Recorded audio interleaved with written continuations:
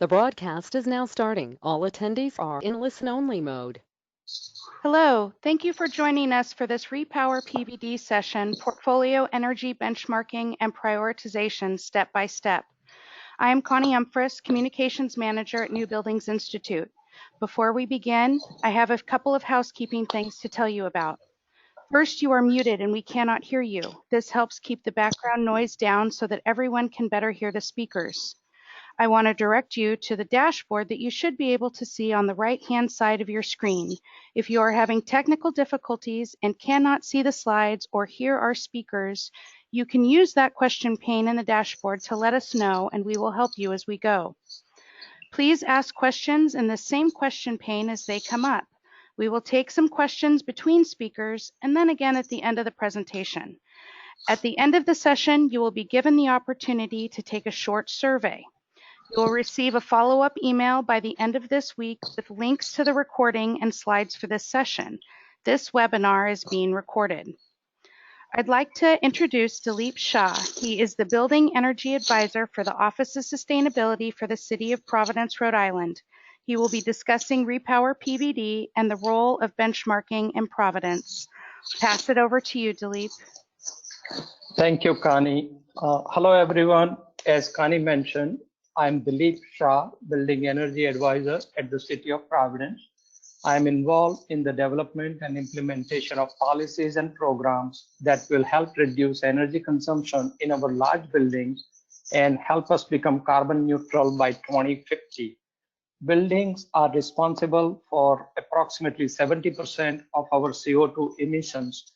That's why we are focusing on our large buildings. The city has been leading by example. What I mean by that is we have been benchmarking our own buildings since 2010, and since 2016, we have been publishing the data on our website. One of the programs that I'm leading is our voluntary challenge program called Repower PVD.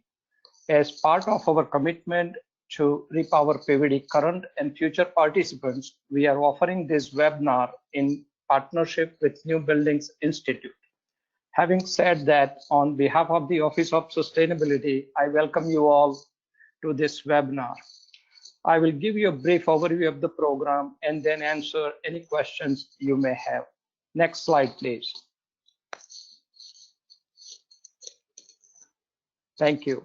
As you can see from this slide, our Mayor Jorge Elorza officially launched Repower PVD on April 30th of this year. There are 5 very enthusiastic partners who have committed to work with us on this program. And they are the Northeast Energy Efficiency Partnerships, the Rhode Island Office of Energy Resources, our utility company, National Grid, New Buildings Institute, and last but not least, the US EPA. Our challenge program has 2 tracks. The first is called 20% reduction by 2025. Using a 2015 baseline, property owners may enter buildings over 10,000 square feet by committing to reduce energy consumption 20%. The second track is called Race to Zero. Property owners may also enter their buildings into the race to become the first zero energy building in Providence. Next slide, please.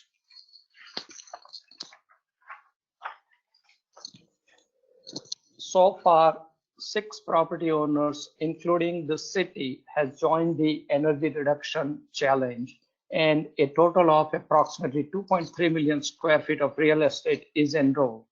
Starting from upper left and going clockwise, the buildings enrolled are Regency Plaza Apartments, the IGT Center, formerly known as GTEC Center, Downtown Marriott Hotel, and the Kilmartin Plaza building of the Providence Housing Authority. Next slide, please.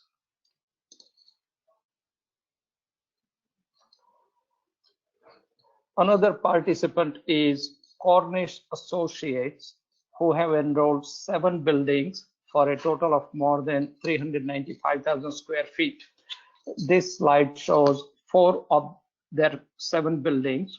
And again, starting from upper left and moving clockwise, they are called Ellis Building, Burgess/O'Gorman Building, Kinsley Building, and Smith Building.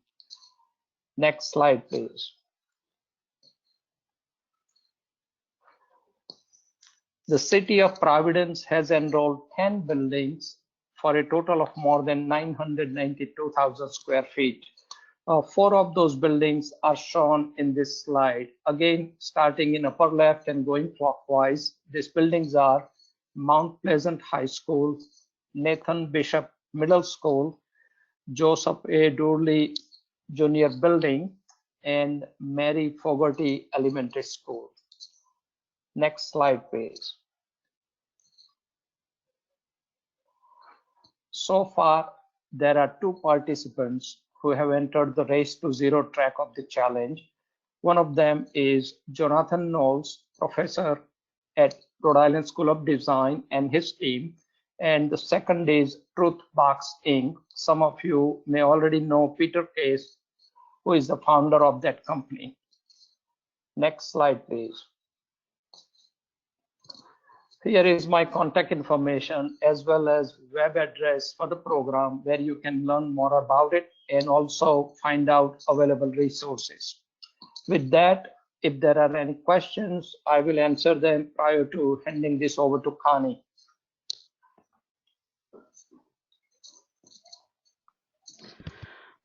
We don't have any questions at this time, Dilip. Okay, then, let's move on. And, after Riley's presentation, if there are any questions, we both will, depending on the questions, we both will answer them. Sounds great. Thanks, Dilip. Hi, everybody. My name is Riley Loveland, and I'm a project manager here at New Buildings Institute. We're a partner in the Repower PVD program. We just recently were in Providence for a Zero Net Energy workshop, and I believe some of the attendees online today we saw in person, which is great.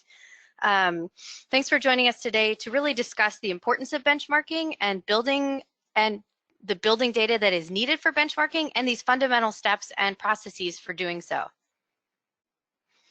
So for some quick background on New Buildings Institute, we research and define these leading edge practices and technology applications for high performance buildings. And then we translate them into these innovative and very practical solutions for utility, energy efficiency, and the commercial building industries. So I'm going to frame this webinar with us having a job to do. Over the past decade, we've seen this astonishing run of record-breaking storms, forest fires, droughts, heat waves, and floods around the world. And that's just with a 1.8 degree Fahrenheit, which is 1 degree Celsius, increase in global warming. So according to a recent report by the Intergovernmental Panel on Climate Change, within the next 12 years, if we do not reduce our carbon emissions substantially, our world could warm an additional 1.5 degrees C or 2.7 degrees Fahrenheit. This can be catastrophic to our ecosystems, communities, and economies. So this study reports that net human emissions caused by carbon dioxide need to fall by 45% from 2010 levels by 2030, and then ultimately net zero by 2050.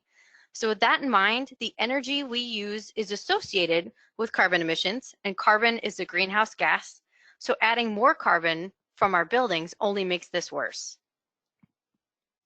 So how much difference do buildings make? In 2014, the US used almost 20% of the energy in the world overall. And within that 20%, buildings are just under half, with residential and commercial using 40%. And within that, the great amount of fuel used is attributed to fossil fuel use that produce greenhouse gas. So this tells us that the buildings in the US use 7% of the energy in the world. And keep that in mind that with lots of things that impact building energy use, like codes, building design, and users, this can all impact our outcome. So every year on average in the US, only 1 to 2 buildings, 1 to 2% of buildings turn over. So those might get a major retrofit or new construction. And so those remaining 99% are just the same as they were the year before. And that's where our savings and opportunities lie. So in Providence, the building stock contributes to 70% of the emissions annually. Dilip said this earlier, but I really like to drive it home to show that Providence has a way to lead by example. Providence can showcase itself as a leader really across the nation and the world by advancing their energy efficiency practices to deeply reduce carbon emissions so that we can actualize these climate reduction goals. So how do we do that? Let's dive in and go over some background on benchmarking.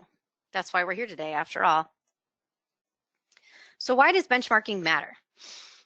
Why do we want to start benchmarking buildings really in the first place? So as we'll see later, there are many benefits of benchmarking which can lead to energy and cost savings for building owners, which ultimately progress city, state, and nationwide sustainability goals, which really, as we saw in the first part of this presentation, can be achieved largely through existing building improvements. So what is benchmarking?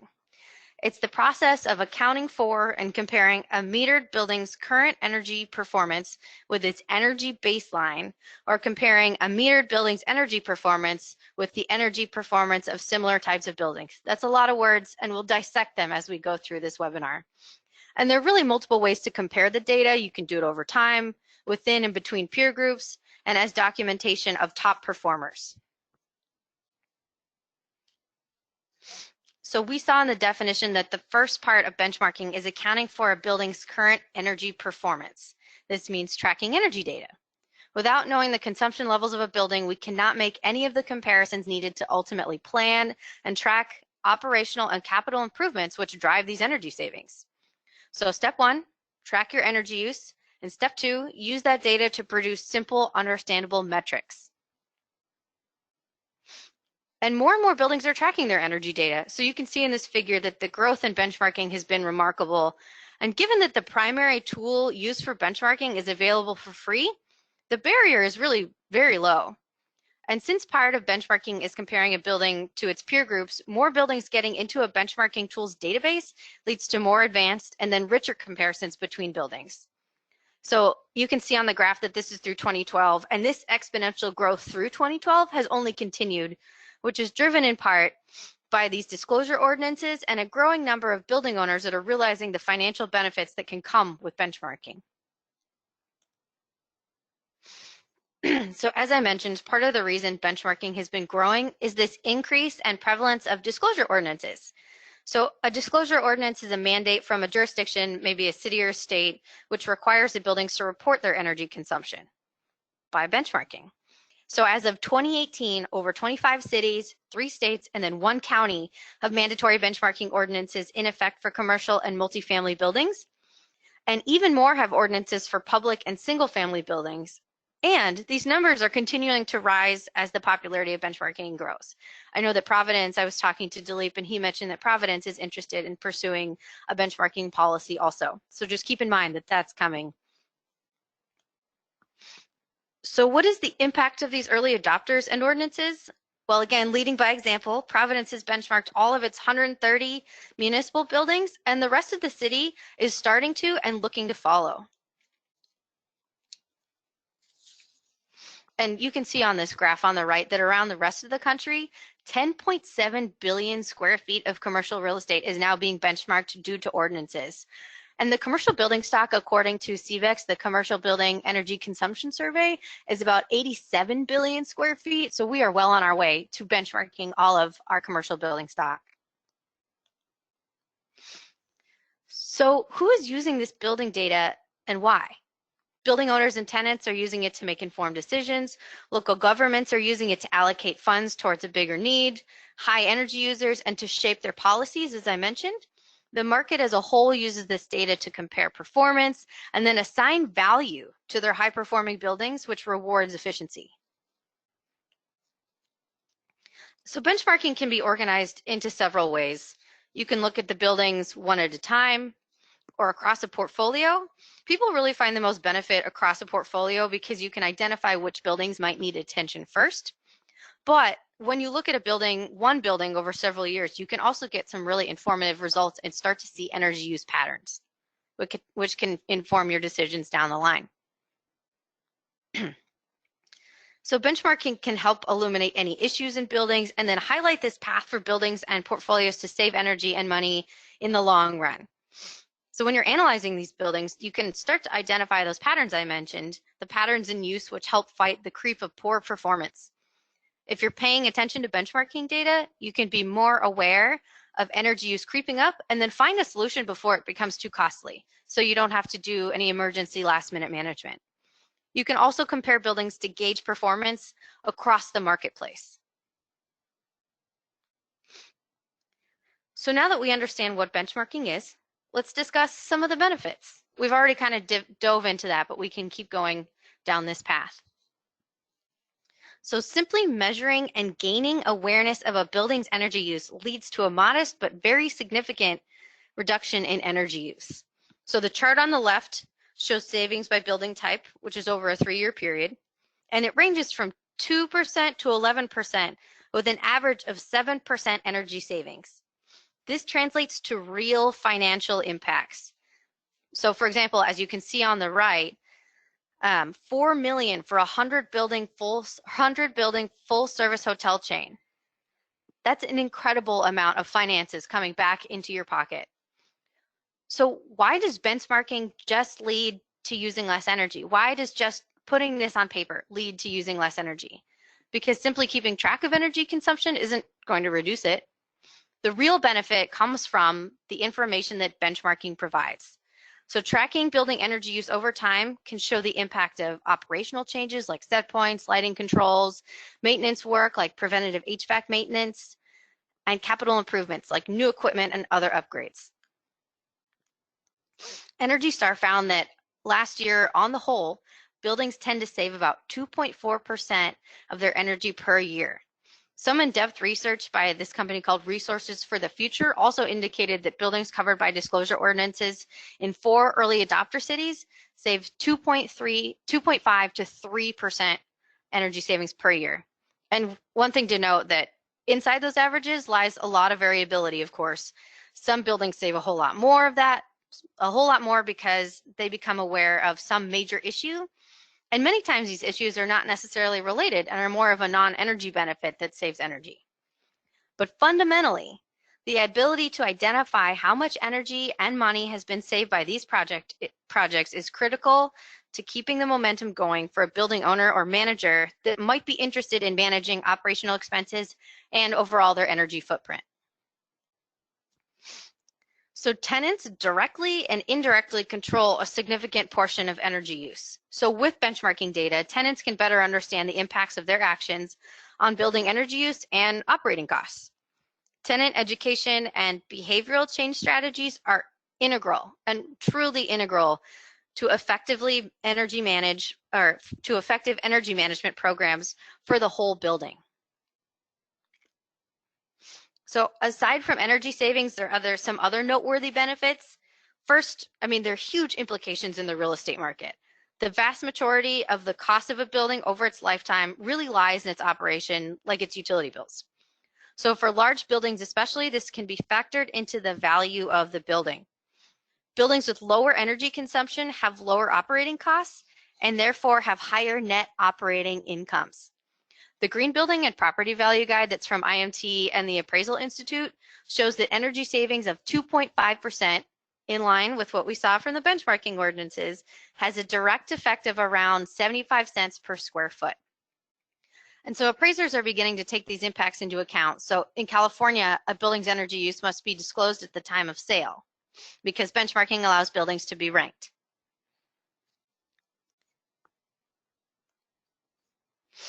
So portfolio holders can use energy use metrics to rank their building against others in their portfolio, allowing prioritization of energy efficient investments.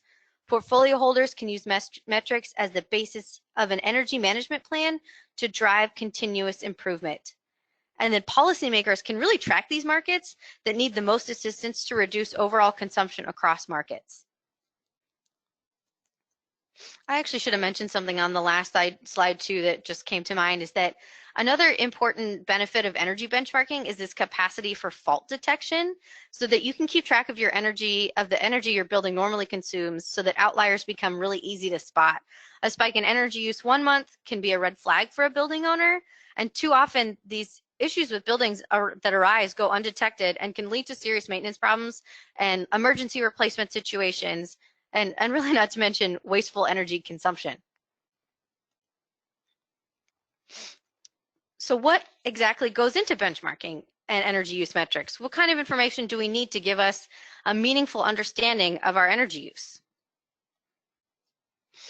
So these building characteristics here are parts of basic benchmarking data.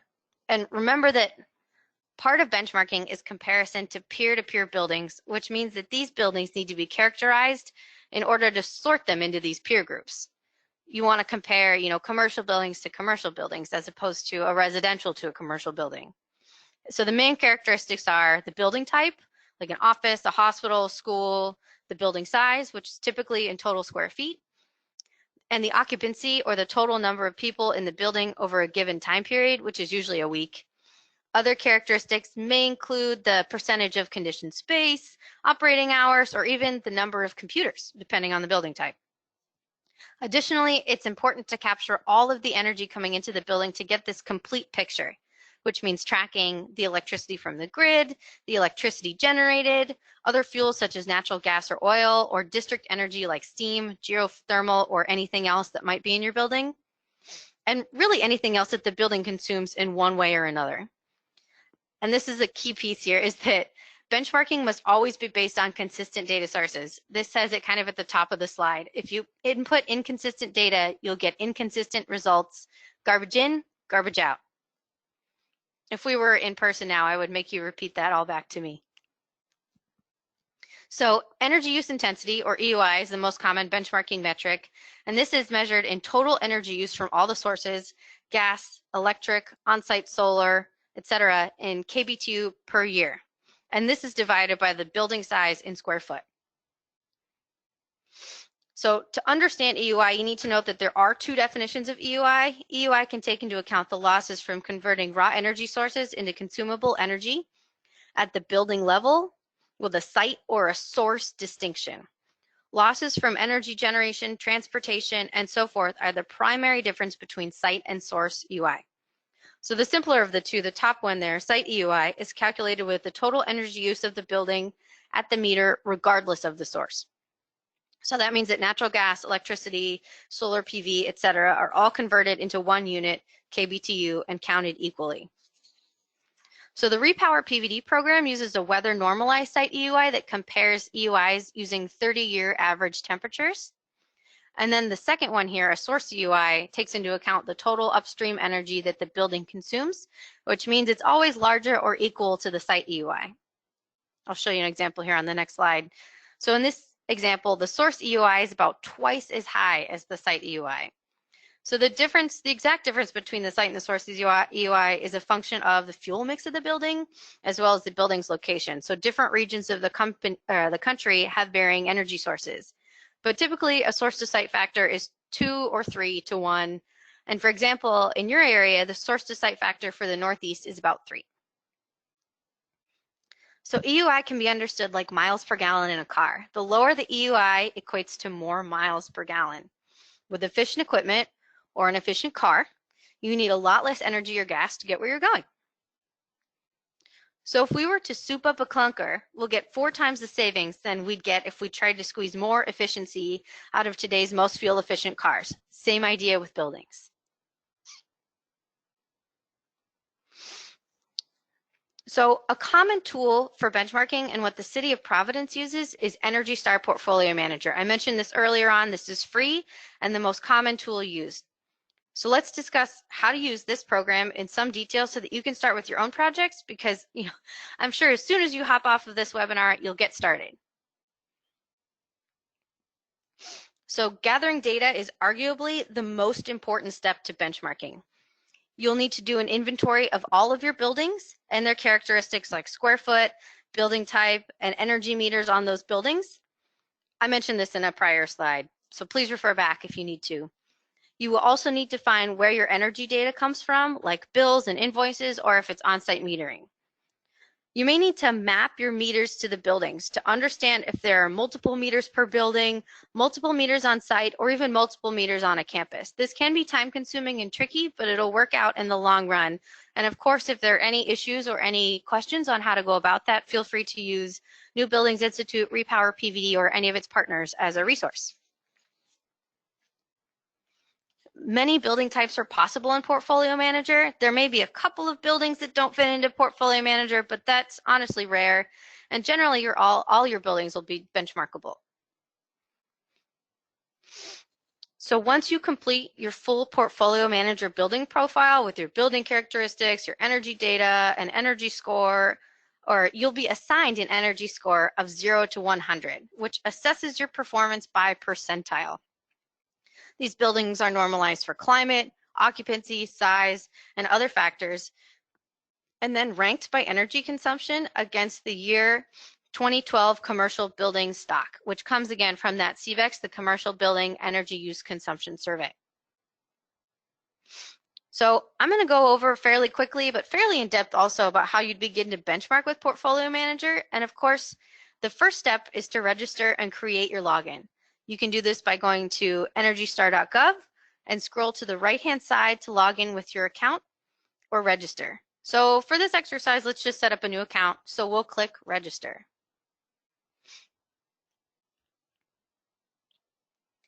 So to create your new account, you'll need some basic information like your location, organizational details, and a username and a password. If you have more than one primary business, just pick the best option. You can see that in here. Portfolio Manager will determine your category for a score based on the information like square footage that you enter for each of your property uses. So once you've finished entering in this information, click Create My Account.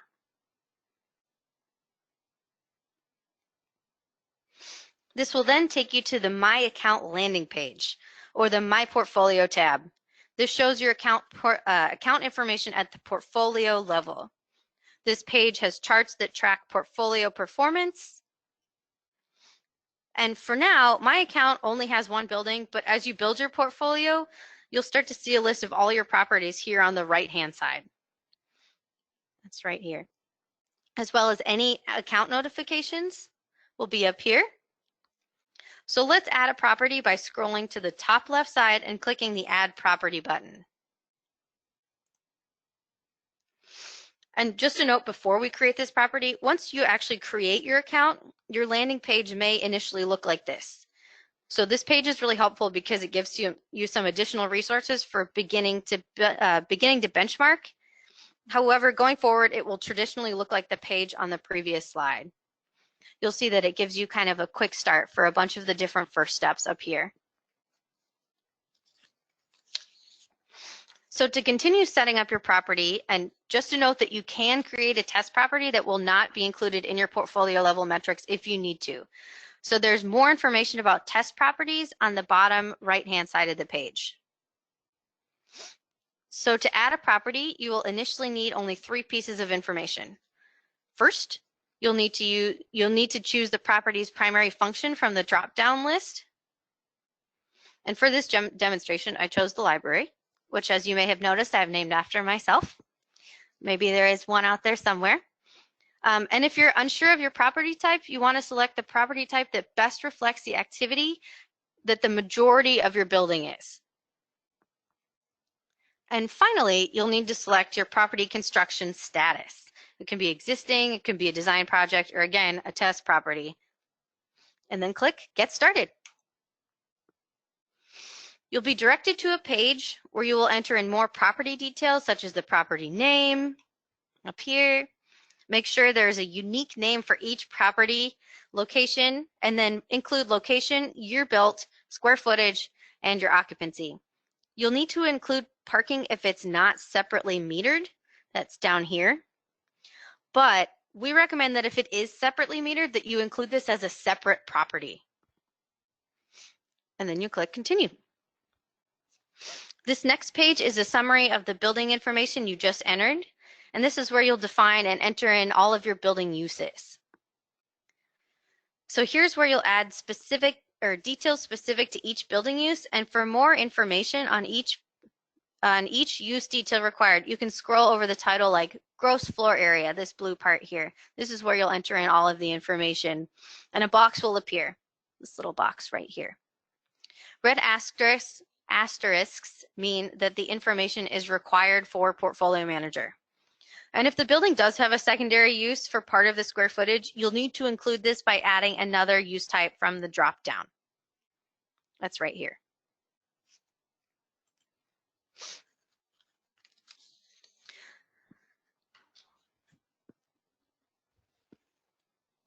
You can also choose to use a batch upload template to update properties if you're going to upload a bunch at once, let's say.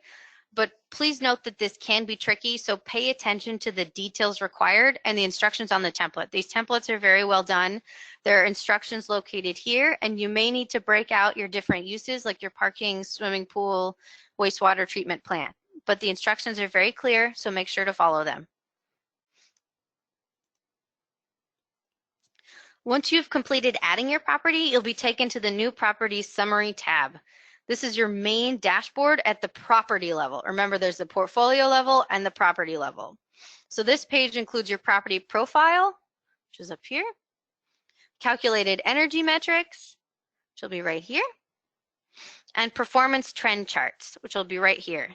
You can also run any checks for possible data errors on this page to ensure that consistency of your data. Remember, garbage in and garbage out.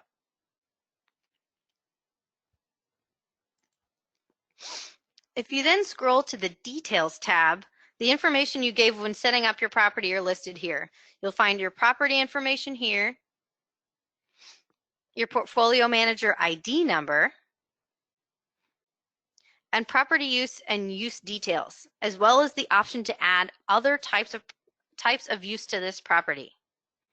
You can do this here. This is also where you'll be able to update your property with new information. You can scroll to the top right over here and select the action you'd like to complete. You can click that and it'll say update with new information, view update history, or correct any mistakes. So let's add our energy use information. You can do so by clicking the green box at the top. If it is offered, this will not always be there. If not, the energy consumption tab lets you track more than a dozen types of energy.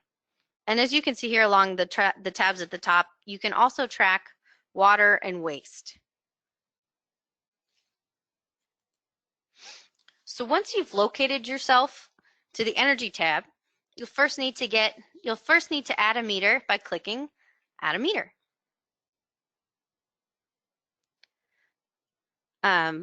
If you do click the green box at the top, like on that previous page, again, that won't be there all the time. It just skips this step and will take you directly to the page shown on the next slide. However, it's important to know how to get to your energy use via the navigation tabs at the top. So now that you've selected Add a Meter, let's track the sources of your property's energy. So to track your energy, you'll need to create an energy meter for each source of energy from a utility, a neighboring building, or an on-site solar panel. You can see these all listed here. If you purchase raw fuel like diesel, you need to add a meter for the fuel you purchased. So here I've selected to add an electric meter for energy I purchased from the grid, and an additional electric meter for my PV generation, and a gas meter. If you've got on-site solar or wind, you still need to add an electric grid meter, as I've done. So once you've selected all your meters, click Get Started. You'll be directed to this next page here to fill out some more information about these newly added meters. So feel free to rename your meter here to something more descriptive if you need it. You can do this by just clicking here, see where the box is. Make sure the type of meter associated with the meter name is correct. If you follow from left to right, we'll fill out the information needed for each meter.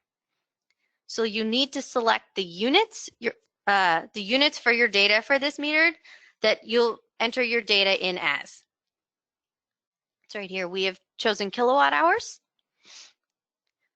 If you don't know the date the meter became active, just fill in your first billing date and make sure in use is checked if it is currently tracking consumption. And if you have something that gets delivered like diesel fuel, you can click enter as delivery on the right-hand side. And don't worry, if you make a mistake, you can easily delete an entry or add another right down here. So once that's completed and you have your 3 meters, click Create Meters. You will be taken to the next page where you can add in a billing and energy use for each of your meters. Each meter is listed in a drop-down box. You can see that here, with the option for entering in the data manually by clicking the Click to Add an Entry button. Or you can also enter the data in a bulk upload. And remember, when you're using the bulk uploads, here's where you can choose the file. It will automatically give you a template, but just beware that sometimes things can be tricky. So I'll talk you through each option for entering in your energy data here. If you choose not to enter your data in now, by the way, you can also access your energy bill entry page on that energy tab on your building profile page. So as a note, you can also see here that other information is being tracked, like your regional utility, your regional power grid, weather station, and some other basic information. So let's add our energy bills by clicking the Enter Your Bills button. And as I mentioned before, there are a couple options for doing so.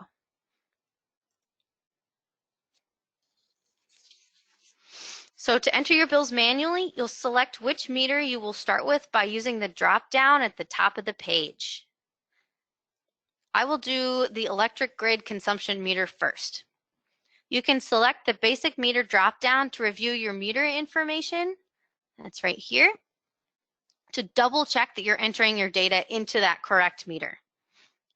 So to add our first entry, click Add an Entry, and you'll get a form for your entry like this in the red box down here, where you'll enter from left to right your billing start date, end date, the usage, in this case in kWh, and the total cost. And note that cost is not required, but of course the more data you include, the more insight you have. And check the estimation box if this data is not directly from your energy bills or a meter and it may not be exact. You can always go back and edit it. Sometimes it's a good idea for a placeholder. So if you were inputting the data for your solar generation, for example, you would click the green power button that's down here, the green power checkbox, which will prompt you for more information about your specific renewables. And again, also demand and demand cost down here is also optional, but more information, the better. To add another entry or delete an entry, click Add Another Entry or Delete an Entry. So do this for each of your meters by selecting each meter from that drop-down button at the top. Note that you need 12 months of consecutive data to generate these energy performance metrics. And make sure that there are no overlaps or gaps in your dates. The program will let you know if there are any gaps or any issues. It will not let you proceed unless you fill in any of those issues. And then click Save Bills. You can also upload energy data in bulk batches by using the template spreadsheet that's located at the bottom of the Manage Bills page, which is the page we were just looking at. The templates are located below the monthly entries area where we were manually entering in this data. This is really a very effective way to upload your energy bills, especially if you already have them in a spreadsheet format. The template asks for the same data we just input manually. A lot of people already have this in a template spreadsheet or are able to download it from their utility, so this is often the quickest route. And note that there are different versions of the template for each fuel type. So be sure to download the spreadsheet from the Manage Bills page for that specific meter. You can see what the upload area looks like up here.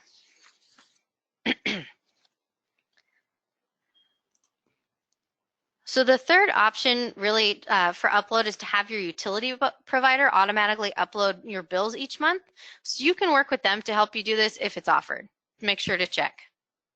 So once you've submitted that energy data, on the next page, you're prompted, the next page here, You're prompted to choose the energy meters counted towards your total energy consumption. Right here. Sometimes you may not want to include a meter into your property to avoid double counting. Like if you have a sub-meter in parts of the property and a master meter, in this case, you would only select the master meter to reflect total consumption. There's a summary of the number of meters counted in your properties and analytics located on the left-hand side. So confirm that these meters account for all of the energy use on the property by selecting the bubble at the bottom of the page, right here. Once this is complete, you can apply all selections. There's also some more information here about submeters on the left-hand side. Sometimes they can be tricky or confusing, especially if you're still trying to understand how your meters were mapped. So if you have any questions, you can, of course, reference this section. So you'll be directed back to your property's energy tab. And now you should see either your Energy Star score, or for those properties not eligible to receive a score, you'll see your calculated EUI in the upper right-hand corner. So Energy Star scores are only applicable to buildings of certain sizes and certain types. So if you have a small office, let's say, or a small library, it may not warrant an Energy Star score. You can find a complete list of which buildings are able to get Energy Star scores on the Energy Star website. In fact, if you click here, this will allow you to get to that page. You'll also see a list of all energy meters that are used for this building right here. You can see I chose not to use my meter for my PV generation in this calculation, just as an example. So we'll pretend, it's down here, we'll pretend like it's not quite online yet for this exercise. So if you need to navigate back to the meters entry page, click the Enter Bills button at the top left. And again, it's located here that you have 3 meters, 2 are used to compute metrics, and 1 is not used in the metrics, just in this case. So to see a summary of all of the performance metrics for this property, you can navigate back to the Summary tab. You'll see your energy performance metrics, which you will notice only on one dot on the source EUI, or in this case, it says 1 dot on the source EUI trend graph and the GHG emissions graph. This is because we only have 1 inputted year of data. So after several years of data, your trend graphs might look more like the ones on the right here. If you'd also entered in waste and water, this would also be displayed on this summary tab, so you could get a full portfolio analysis just from this view. So from here, or I'm sorry, this is a full building analysis. You can go back up to, from here you can also navigate to that full portfolio landing page to see your portfolio-wide snapshot. If you just click this little guy on the top left-hand side. The portfolio landing page displays all of your properties in the portfolio, which again, I only have 1 property, but if you have more, they are fully listed all the way down the page. And other functions of Portfolio Manager like the Reporting tab, and where you can generate reports like charts and graphs for all of your properties that can show site and source EUI, Energy Star score, performance documents, and several other template reports. Honestly, the Reporting tab is incredibly useful. You can pick from any range of your metrics that you've selected in here. And you can do it for any building and across your entire portfolio. So make sure to familiarize yourself with this Reporting tab, and you can customize each template. So that's kind of how you use Energy Star Portfolio Manager. Of course, each, I would say buildings themselves and portfolios themselves all have their own unique pieces to it. So if there are any questions on how to use Portfolio Manager or how to input your buildings into this, I know Repower PVD has quite a bit of help from all of the partners that are involved. And then you can also reach out to me too. I spend a lot of time working with different jurisdictions with their Energy Star Portfolio Manager accounts, and then also with how to map all of their meters. So I'm happy to assist. So what are your next steps? You have all of this data, you have all of your information, and you're trying to understand what you can do with it or what it means. So it's time to make recommendations, prioritize, and take action. So I showed this slide at the workshop in September. This is actually the Brown Science Library, and it's a great example of what does an EUI mean? Is an EUI of 178 good, bad, terrible? What's the context here? So I'll give you some quick examples in the next slides of what we've been calling benchmarking plus, which provides that context that gives this simple EUI from benchmarking meaning. So using a benchmarking plus program like First View, which is a New Buildings Institute tool that we can talk about maybe offline, or if you'd like to know more, we have resources about this. But there are also other tools that you can use to disaggregate your monthly benchmarking data. Again, this chart here just came from your monthly utility bills. And you can disaggregate it into end uses like heating, cooling, electric, and thermal baseload. So you can see that all indicated here in the yellow, gray, red, and blue. So you can see how you can start to see how each building is performing on a more in-depth scale and identify where exactly any of the issues may lie. So you can see, for example, Fire Station 10 down here has a large heating load and a very small cooling load.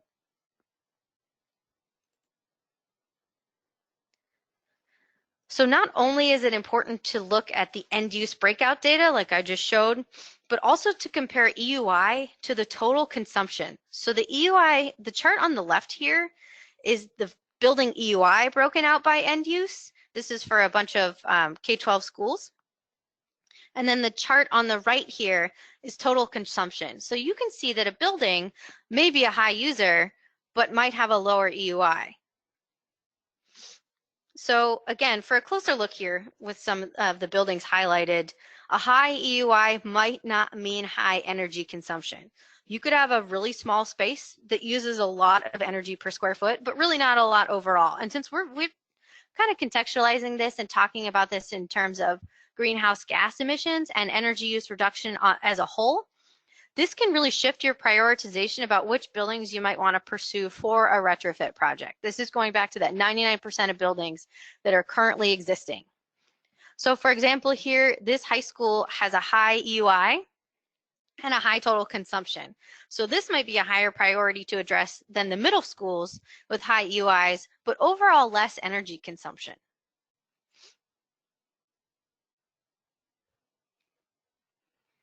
So additionally, for projects that are really already close to the target, you may be able to set up strong operational policies. So you might be able to get to, let's say, zero energy with training and fine tuning before entirely new systems. We haven't talked a lot about zero energy. Delete mentioned it in the Repower PVD program with the race to zero.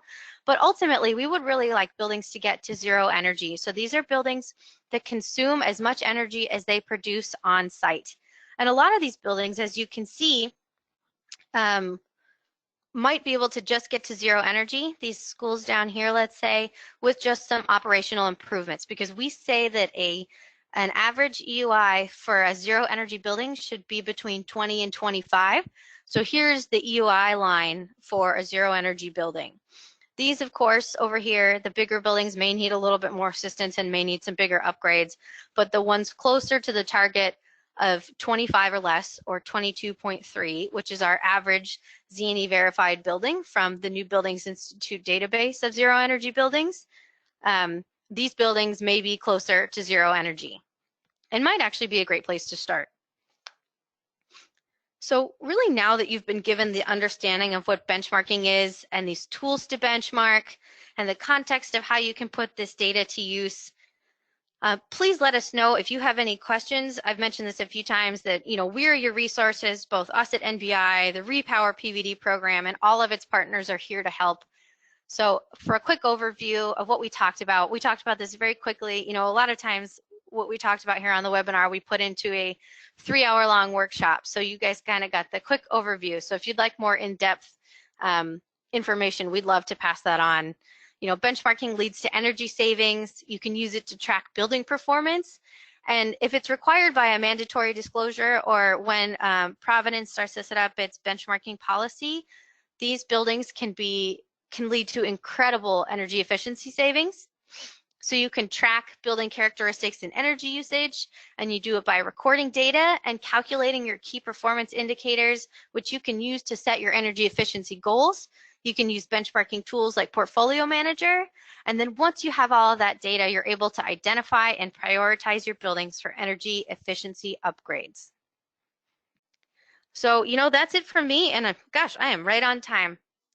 If you have any questions, feel free to email me, email Dilip, email anybody.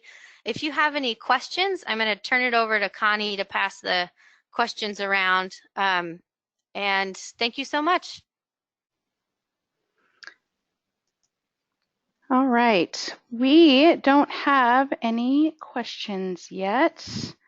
Oh, we were asked if the recording of this webinar will be available, and we hope to have a follow-up email out to all the registrants and the participants today by the end of the week. So that would be the recording and the slides that were presented. Any other questions?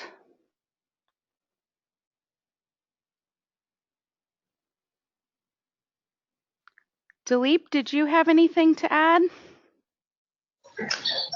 No, again, Riley, thank you so much. And, I thank all of the participants.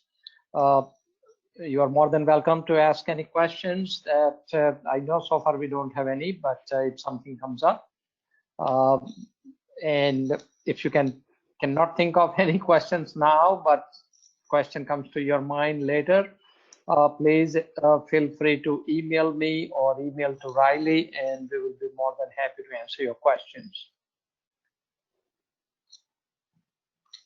Again, thank you so much for participating, and I will leave up to you, Riley, if you have any closing remarks. I think that's it. Just thank you so much for letting us be a part of this webinar. The Repower PVD program is really a shining example of jurisdictions leading by example across the United States. I've brought it up a few times to different cities and states, and they're just kind of thrilled and are interested in the program itself and how it's been set up. So for those of you in Providence and Rhode Island, keep up the good fight, and you'll hear from us again soon. I think that's it. Okay, well, thank you everybody for participating today. There will be a short survey as you close out. And as we said, let us know if you have any questions by reaching out to either Riley or Dilip. Thanks so much. Thanks, Connie. Thanks, everyone.